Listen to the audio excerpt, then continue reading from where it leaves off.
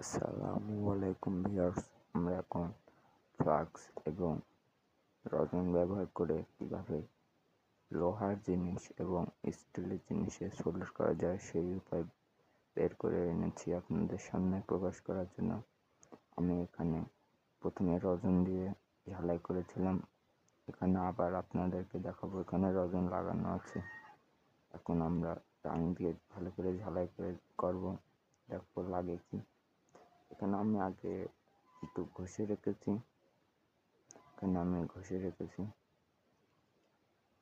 সে রজন লাগিয়েছি। এখন আমরা সোল্ডারিং করে দেখবো যে রং লাগে কি।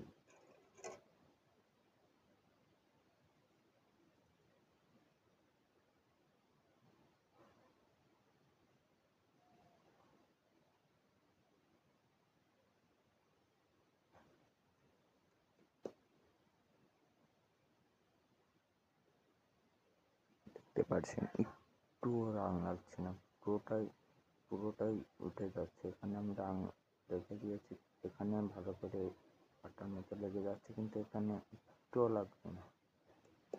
এখন আমি এই ফ্লাক্সটি ব্যবহার করে আমার তৈরি করা ফ্লাক্স, এটি আমি ভিডিও শেষে আপনাদেরকে কীভাবে তৈরি করতে হয় তা আমি বলবো। আশা করি ভিডিওটি মনোযোগ দিয়ে দেখবেন। এখানে আমি একটু এইটা দিয়ে ঘষে নিয়েছি যাতে ভালো করে ফ্লাক্সটি লাগে। না ঘষলেও সমস্যা নেই, কিন্তু ঘষলে একটু ভালো হয়।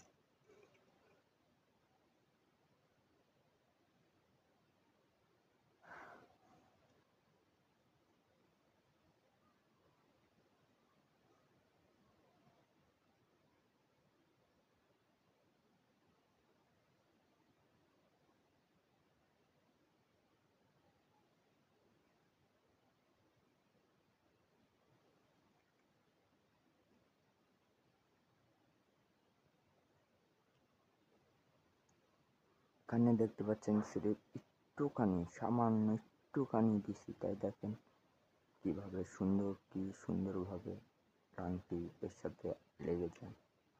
আপনারা দেখে এটি অবশ্যই চাইবেন বানাতে।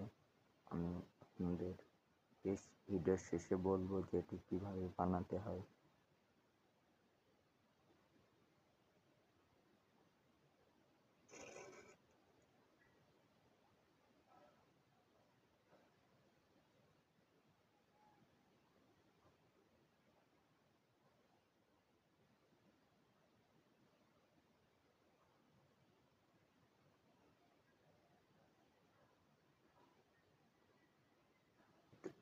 দিতেই দেখেন রঙটি ভালোভাবে লেগে গিয়েছে, খুবই মজবুতভাবে। রঙটা আমি তাড়াতাড়ি ঘষতেই যেখানে যেখানে এখনো ফ্লাক্সটুকু রয়েছে ওখানে সব জায়গায় রঙটি লেগে যাচ্ছে। দেখেন ভালোভাবে লেগে গিয়েছে, কিন্তু একটুও কিছু হয়নি। এখন আমি এখানেও আর একবার চেষ্টা করছি। এখানে দেখেন একটু রং লাগেনি, রঙটিও লাগাচ্ছি। দেখেন গিয়েছে কত সহজে। এটি ফ্লাক্সটি ব্যবহার করার পরে আপনি পেট্রোল বা থিনার দিয়ে ভালোভাবে জায়গাটি পরিষ্কার করবেন, না হলে জায়গাটি জং ধরে যেতে পারে আর নষ্ট হয়ে যেতে পারে।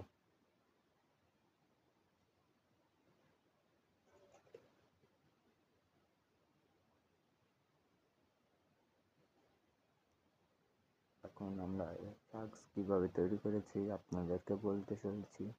ফ্লাক্সটি আমি বাথরুম পরিষ্কার করা হারপিকের মধ্যে থেকে সংগ্রহ করেছি। এটি হচ্ছে বাথরুম পরিষ্কার করা হারপিক। আপনারা কেউ ঘৃণা করে এটি নিতে যেন না। এটি আপনারা যারা কথাটা শুনে ঘৃণা করছেন তাদের বলছি, তারা ঘৃণা করলে আপনাদের লস। আপনারা হাজার টাকা খরচ করে সোল্ডারিং লোশন বা পেস্ট কিনে ঝালাই করেন, আর আমি ফ্রি শুধু শুধু বাসার জিনিস দিয়ে আমি দারুণ একটা পাওয়ার সোল্ডারিং লোশন তৈরি করে ফেলেছি। এটি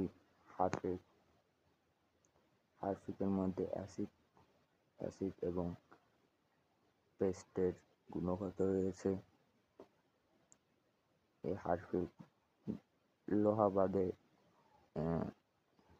সিলভার, তারপরে এই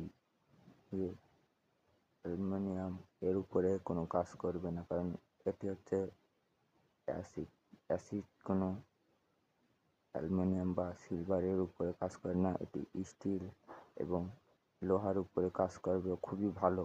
কিন্তু এটি ব্যবহার করার আগে জায়গাটি ঘষে নেবেন এবং ব্যবহার করার শেষে জায়গাটি থিনার বা পেট্রোল দিয়ে ভালো করে পরিষ্কার করে নেবেন।